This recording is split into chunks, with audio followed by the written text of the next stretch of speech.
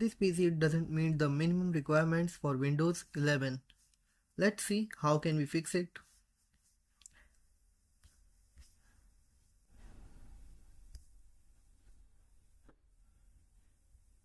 Okay, the solution is very small.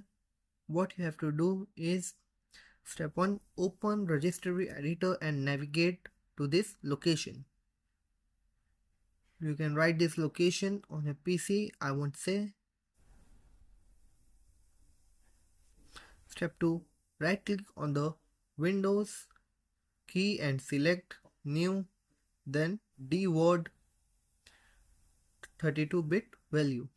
Step 3, double click on the new value and set its value data to 1. Click OK to close the window. This should